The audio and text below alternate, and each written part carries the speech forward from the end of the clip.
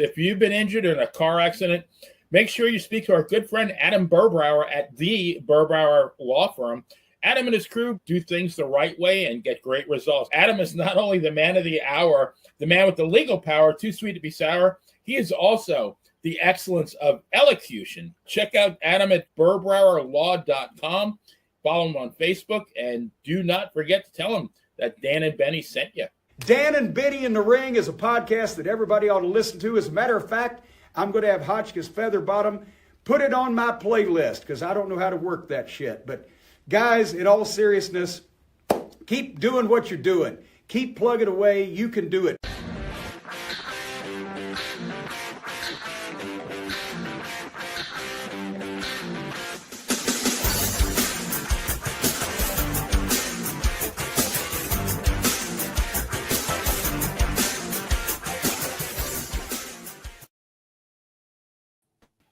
Hello, friends. Welcome back. We apologize for that earlier technical difficulty. Benny, we are back on the air live. All this time we've been doing that is the first time that has ever happened. It appears to have been a sync-up issue between us and YouTube.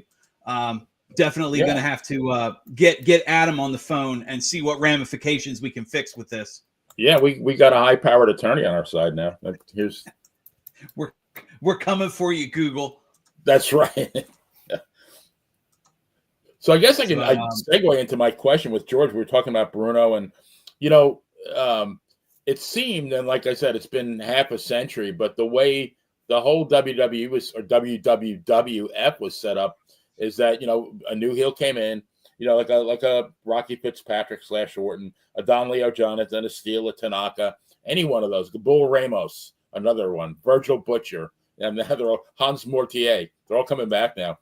But what would happen is, they appear on TV. They'd be in, even Baron Cicluna in I think it was 1966. They were all invincible on TV. They won their squash matches. They had the invariable, altercation with either Arnold Skol, Bruno's manager, or Antonio Pugliese, Bruno's cousin. They pick up some wins, good wins at MSG, leading to the championship match with Bruno, which lasted, either one or two matches. And then they slid down the card. But, George, it seems like, to me, at least in the WWF, that, the card, then you'd see Bruno against, Fitzpatrick. But it seemed like there were no other, maybe except for maybe the tag team, there were no other feuds going on where, when the card was put together, it was just a bunch of random matches. Did Vern do it that way? And now, when you watch a Monday Night Raw, there are maybe 7 different programs that are going on concurrently. It's just so much different now. I think it's fair to say that what you train your fans, your audience to watch and accept, and if you give it to them long enough, they buy into it. So using your Bruno example, in Bruno, as we discussed a moment ago, he really was the face of the WWF in the 60s, in the 70s, into the early 70s. And the fans believed that Bruno could not lose. And there was always, as you say, the way they built it up, that was just a formula that the WWF had. To have a guy come in and, like you say, get that build up, and eventually they're gonna be the guy to take down Bruno Sammartino. And they've got the fans hating him so much because of his dastardly deeds. He picked on Bruno's cousin, picked on poor Arnold Scaland, and maybe attacked Bruno from behind, and you name it. Oh, that would happen too. Yeah, TV interview with Ray Morgan. Yeah. Right. And then you've got that opportunity where, all right, he's going to get the title match. But I think the formula, if I remember correctly, Bruno would actually have 2 or 3 matches with that top heel in the Garden, with each match telling a little bit of a story till the third match. Bruno's going to win this thing. And then, like you said, the year has went by, and that latest, greatest heel that was doing all this stuff, he starts to, the next babyface gets a win over him. He moves down a little bit. Then they got a new guy that's been brought in. Like you said, you had a rotating door. When you mentioned Virgil Butcher, that was the Kentucky Butcher. My God, he was going to be the greatest thing. And then Koloff was always there. And we mentioned crippler Karl Kovacs. He had a series of matches with Bruno in the Garden, as did Rocky. And it just was a formula that worked. That's what the fans expected. And this is why, guys, it was so perfect, because on that night in January 18th of 1971, when Koloff won the title from Bruno, I have heard the story from everyone that's ever told it, that on that night, the fans were silent and they ushered Koloff out of the ring immediately after the victory. There was no parading around, boasting or anything, because had they done that, the fans would have had an uprising and the Madison Square Garden would have been ripped apart. Oh, yeah. That's how serious it was. So they got Koloff out.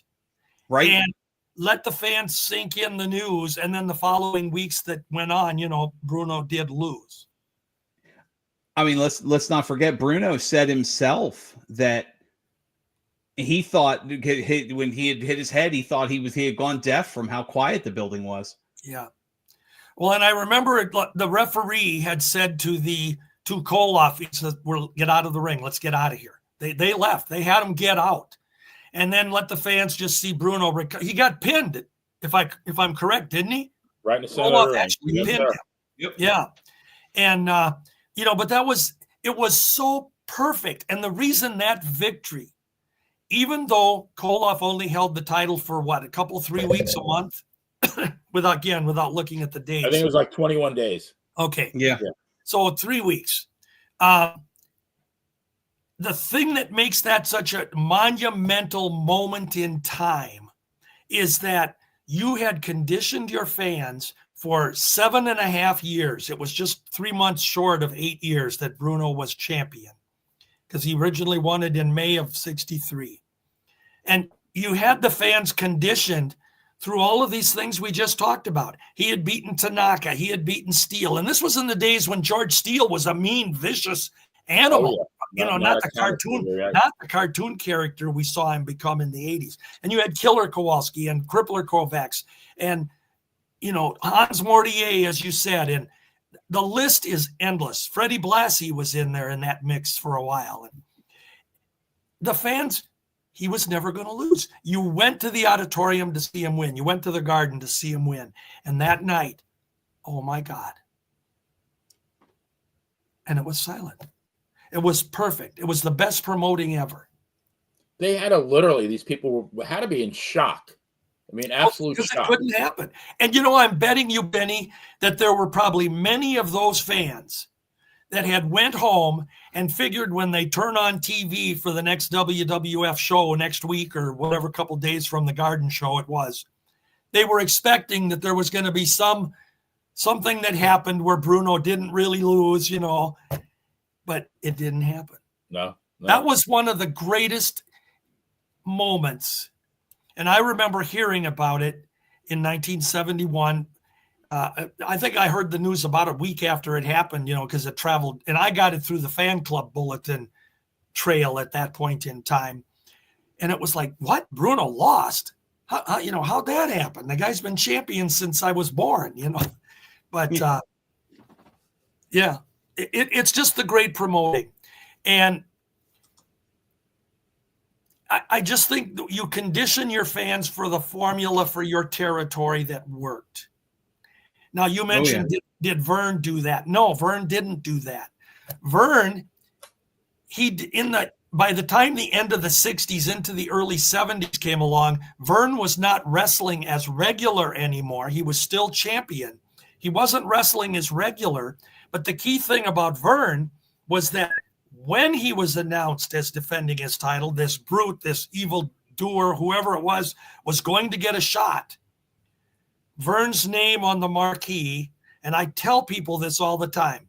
Vern wasn't a big guy. He wasn't a Hulk Hogan stature, but he had his own charisma. He was extremely popular. And in the 50s, the 60s, if you saw Vern Gagne, he was off the ropes, top rope, drop kicks, flips. The guy was a whirlwind. He was exciting to watch. And Vern was the champion.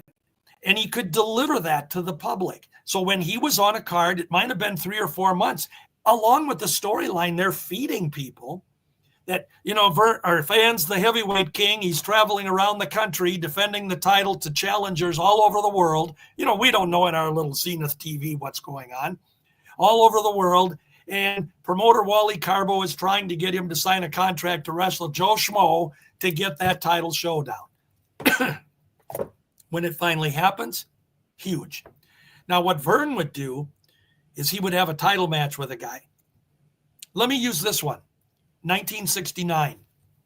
I'm sorry, George, what year was that? 1969. Okay. Cowboy Bill Watts had been here for 2 years. And there was always that story that Watts wanted a chance to wrestle against the champion. But typically, baby faces didn't wrestle each other. And Vern and Bill had been partners for some tag matches. And there was they'd throw little subtle hints in there, like, is Vern keeping Watts close to him as a partner so he doesn't have to defend the title to him? They would throw stuff like this out. Well, eventually, when we get to April of 1969, it had come to be Bill Watts' turn. And the program read Match of the Decade, Watts versus Gagne. The storyline in the program was promoters all over the country are believing that the younger Watts, and Watts at that time in 1969 was 30 years old.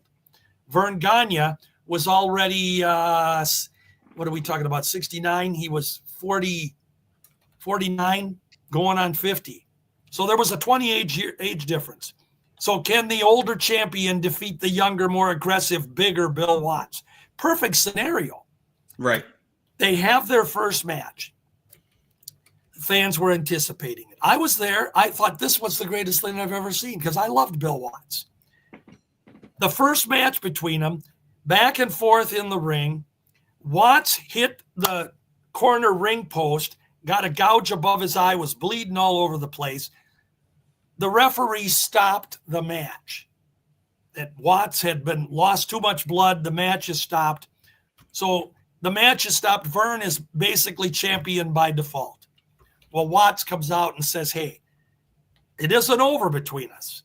I would have continued, but, for the safety, they play this up, that it was the right thing to do, maybe to stop it so I don't lose an eye. They play to the emotions of the fans. I want a rematch. Well, they stretched it out for 2 whole months. June of 69 comes along, and now Watts is going to get that much wanted rematch. Vern is reluctant. I've been in the ring with the guy once, but I agree he deserves another chance for what happened. In June, during their match, Larry Pretty Boy Hennig in those days, Vern's old student turned heel. He comes into the ring almost during the match between Watts, and he puts out a challenge to Gagne that you're in the ring with the wrong guy. You should be wrestling against me, and so on and so forth. And Watts ended up getting disqualified because of the outside interference. So Watts is now like, I got 2 matches with the champion, and I've bested the guy each time, and I'm not the champ.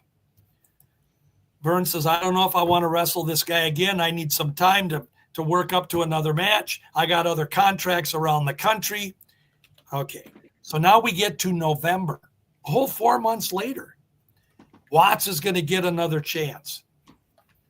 In this match, Vern gets a victory when he accidentally throws Watts over the top rope. It wasn't deliberate.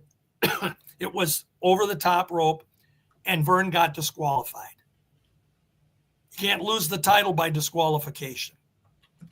So guess what, folks? We're going to have a rematch. They go till the very end of December. So it was really about a month and a half because this was early November that they had this match. Vern says right now, I'll defend the title to Bill Watts, but this is it. I've been in the ring 3 times with him. This is my last match. Watts says, I got to do it now or I'm not ever going to get another chance. They have the match, and Vern pins him. Well, here's the thing people didn't know. The next month, Watts was gone. He had went down to Mid-South. He was going to join Leroy McGurk, and they were going to start promoting together in the Mid-South territory in late 69, 70. So we had our 4 matches, but the way they built it up over the 4 months, or actually from April to December, so 8 months, was perfect. Now, here's the deal, guys. They did that in every major AWA city. Each city had 4 matches. We didn't know that. We just thought Minneapolis was exclusive. But Milwaukee had theirs. Chicago had one. Denver had theirs. That's the way it went. And then Watts was gone. But by the time Watts was gone, now we got the new latest, greatest villain to go against Vern, was also Larry Hennig. And Blackjack Lanza was the next big thing to take down Vern Gagne, or going to take down Vern. That's how they did it. And it kept Vern fresh because he was only wrestling every 3 months or so on the cards.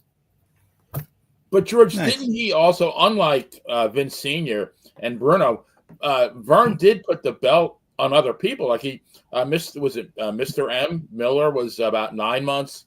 And I think Mad Dog had it, several times for prolonged periods, correct?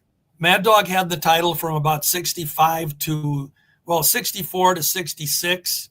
Wow. And so it ended up being total reigns between, because he won it a couple times. Total about Mad Dog had it about 3 years. But you got to understand, during those times, Vern was still wrestling on cards, because this is in the early 60s. Vern wasn't quite 40 yet. He was still a whirlwind in the ring, and he drew money. I can't tell you how important that is. People just don't get it, that Vern Gagne on the bill, people came to see Vern Gagne. And so, yeah, Mad Dog, Bill Miller had it from January to August of 1962. And in 61, this is kind of weird, Gene Kaniski always gets credit for being the only wrestler to have held both the AWA and the NWA championships. It's true, but his AWA reign was only 2 weeks. Vern put it on him, took it off of him, and that was just basically one of those, let's build a rematch, a reason for me to come back and have a rematch with you, so you get the title and I'm going to come back and try to get it back. And they did that. Bill Miller was one of Vern's longtime close friends outside the ring. So he had as Mr. M, mysterious Mr. M, he had the belt for about 8 months. So, George, for the record, please tell everybody that Pat O'Connor was not the first AWA champion. You're kidding me. He wasn't? No, he wasn't. And we don't need to kick that dead horse anymore. I have that argument on Facebook about once a week. Oh, yeah. Somebody will say it. That's because literally, seriously, Benny, you go to some so-called wrestling history title site, websites, and they've got Pat O'Connor listed. And, here's the thing. There's an old adage that you can't believe everything you see on the internet. Well, that's proof of it. And anybody ever wants to see my programs, my storylines that explain exactly how it went down, no, he was not the AWA champion. He was the champion, but it was NWA.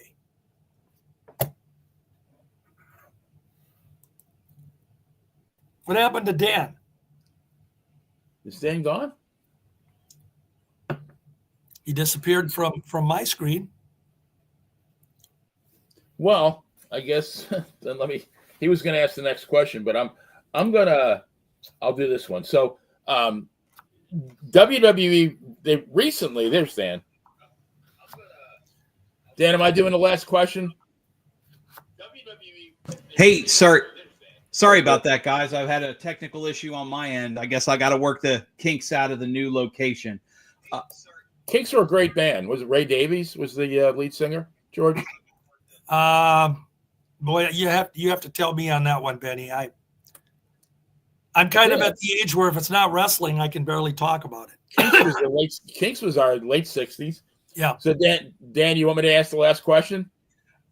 Well, I mean, I know I feel bad kind of cutting it short, George, with the technical problems, but we are getting near 8 o'clock. I just have a quick follow up. When you were talking about Benny, before I cut to you, if you don't mind, when you were talking about the I kind of want to touch on, because I couldn't help but overhear as I was trying to log back in, you and Benny arguing about the first ever AWA champion. I know we're not going to go into the jokes about the long storied falsehood of the origin of the title, but it's your book covers a lot of the history. Who was, cleared up for our chat, who was the first AWA champion? Vern Gagne. There you go. End of story. You heard it here first, Benny. End of story, period, exclamation point. You heard it, sports fans. And if there is any expert on the history of the AWA, we're talking to him right now. George, I appreciate that. Benny, like I said, I know we had some technical glitches today. It's going to be, I apologize to everybody, but I'm glad everyone's still running around in the chat. So again, welcome everyone, and we're having fun with it. But as we approach the 8 o'clock hour, Benny, final question to you. What are you thinking? Yeah, so one of my favorite storylines in the history of professional wrestling was when Jimmy Snuka did his babyface turn. So Buddy Rogers, who was a legendary wrestler and a very shitty interviewer, and he became a forensic accountant, and he discovers that Jimmy's manager, Captain Lou Albano, the bastard, had been taking Jimmy's money. And so then, Jimmy hugs Rogers, and it's one of my favorite moments in the history of wrestling. Buddy, would you be my manager? And and when Bobby Heenan, when Andre came on Piper's Pit with Bobby Heenan, anybody who watched wrestling, I mean, to me, that set the foundation for WrestleMania. I guess the point of all of it is that how instrumental managers were in creating and advancing storylines. And I'm of the opinion that today's product is really sacrificing the quality of the storyline by not having a manager involved. Would you agree, George? I absolutely would. What you have to remember is that, again, back in the kayfabe era, if we want to go back to that, managers were fundamental, absolutely important to any territory. What was important, though, is that you didn't have every wrestler have a manager. You had maybe one wrestler or one tag team have a manager. Again, the WWF as well, they were different in the sense that they had three managers. You had the Wizard, you had Blassie, and you had Albano, and they each had their own army of wrestlers. But if I'm correct, they never went to the arenas and to the rings with their guys, did they? I think they would, I remember the Grand Wizard walking like Superstar Billy Graham to the ring at the Garden, and then he'd leave. You wouldn't see him. And the key thing to a successful manager, and Bobby Heenan is the poster child for the greatest manager. I don't care what anybody says. You want to start a list of all-time great managers. If you don't have Bobby Heenan number one, the list is worthless, period. Now, that's my opinion, but I'm sticking to it, and everybody will agree with me because Bobby was that good. But Bobby would interfere when the referee wasn't looking, or, he'd hand his wrestler the foreign object, or he'd trip the opponent. Whatever it was, Bobby was instrumental in telling that storyline and ticking the fans off so that when the good guy lost because of Heenan's interference, they're going to come back next week to see the guy get revenge. And Bobby was as good as they got. Absolutely, hands down, the greatest. And there were some really super managers. The Grand Wizard and Albano and who was the other one that Grand Wizard? Blassie. Albano, Wizard, and Blassie with a troika there. Right. I thought they were all great, but they weren't as good as Bobby Heenan. And I'm not saying that just because Bobby was, we've had a steady diet of him. And even there, they got rid of him at periods of time where he'd disappear. And, so you didn't get sick of him. But then when they brought him back, he had the new latest, greatest charge that, and then when he was put with Nick as a singles wrestler, That was box office magic. Nick Oh, and all his articulate. Oh yeah, we've talked about that on the show before, Benny. Bockwinkel and Heenan is probably top 5 wrestler manager pairings in wrestling history. Easy. I don't think Bobby Heenan gets the credit though for WrestleMania 3 when on that Piper's Pit, when he comes out with Andre the Giant, everybody is shocked. And then you had Heenan to do all the talking and explain why Andre was so enraged. I mean, none of that happens without Bobby Heenan, in my opinion. Yeah. Yeah. I will point, if we're going to be ending the program and you mentioned Andre, I would point this out, that right before Vern lost Hogan to the WWF, from the October, or earlier in the fall, but from the October Battle Royal in '83, Vern was building up to a Hogan versus Andre match. They had actually had on an AWA interview a little push and shove, and Vern was leading up to that particular match, maybe later in '84, whatever it would have been. But when Hogan left, that went away. And of course, Vince used, his genius. And Vince was a genius at putting together what he did. I give him credit for that. I'm not fond of the guy, but he was a good promoter. And he put the Andre Hogan thing together, made it work with Hogan or with Andre as a heel. I look at the how much of the talent gets lost in the shuffle today, or just kind of feels mid, as it were, mid. That if they had someone like a Bobby Heenan, they're a megastar, no question.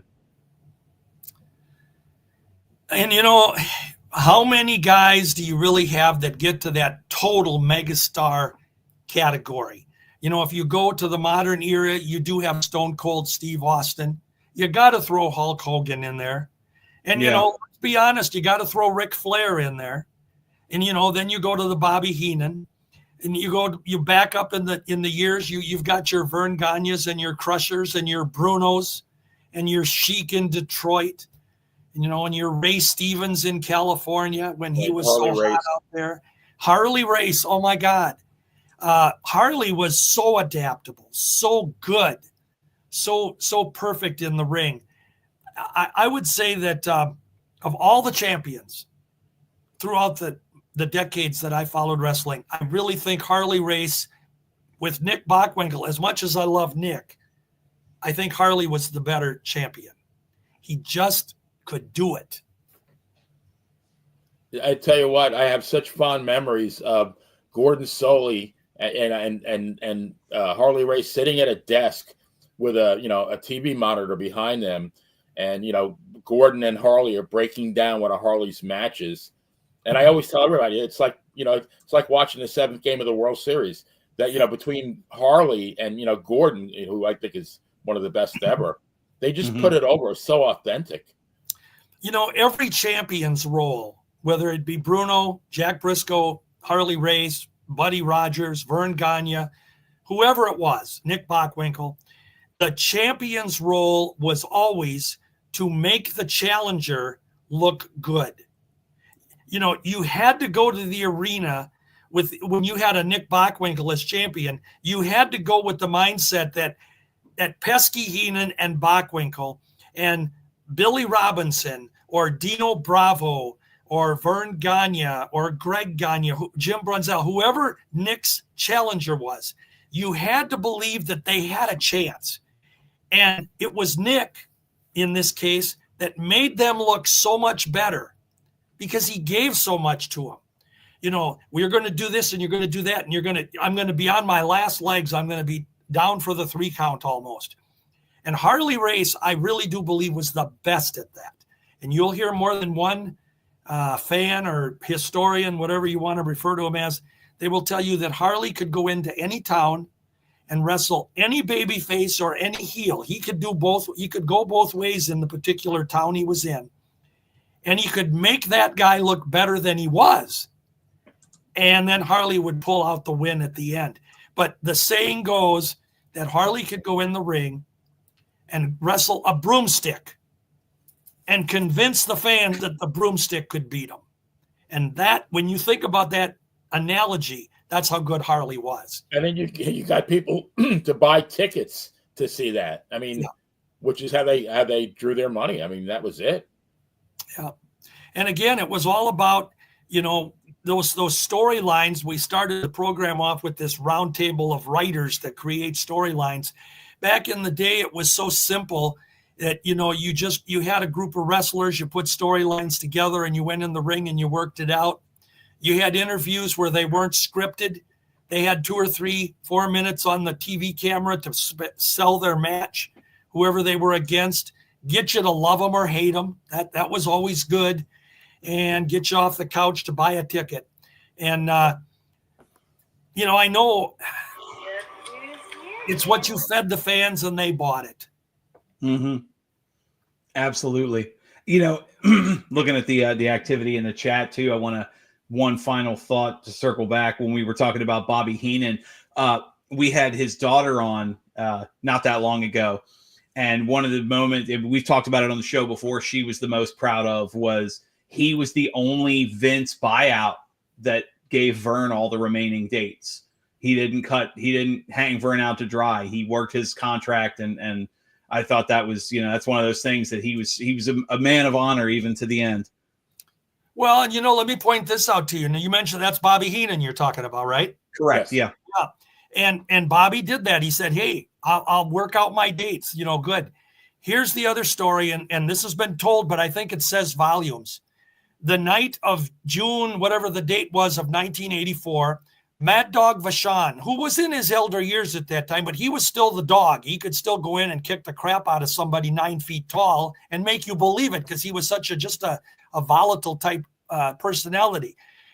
He was supposed to wrestle against King Kong Brody on this card. And Vince had contacted him and worked out a deal that he was going to come in and work for Vince. Mad Dog was. And right during the card, Mad Dog went to Vern and told him, I have been contacted by Vince. I'm going to go. And I want, I'm not going to get very many more paydays, big paydays at my age. I'm done. He was in his 50s, for God's sakes. He knew his career was limited. And he said, so I'm going to go. And he says, but I'll go ahead and fulfill my contract. Vern took him off the card. That card that night while they were there. And he told Mad Dog, he said, don't go out. Now, the fans got shortchanged that night because we got told that the dog was injured and we got a substitute against Brody, and it was Steve Olsenowski. Now, I got news for you. Steve Olsenowski was a great undercard guy, babyface his whole career. You never expected him to be a main eventer.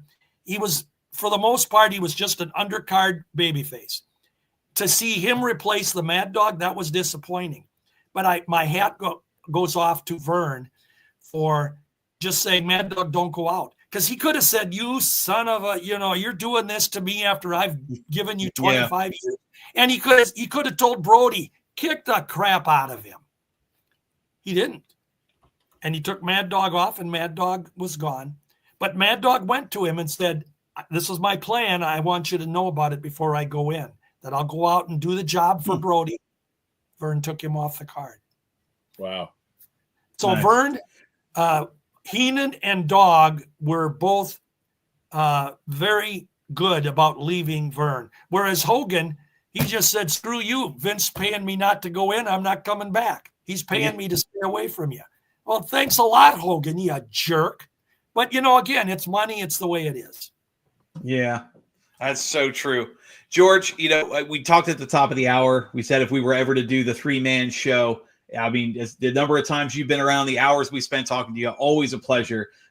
Your book on the golden age of wrestling is still one of my favorite reads as far as wrestling history goes. But we got to pitch to you. What do you got coming up? Where can everybody find you?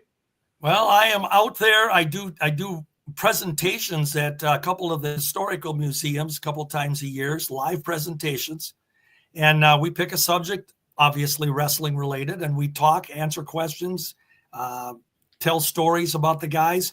And strangely enough, that book, Minnesota's Golden Age of Wrestling, is still on Barnes & Noble, and it's still on the Amazon.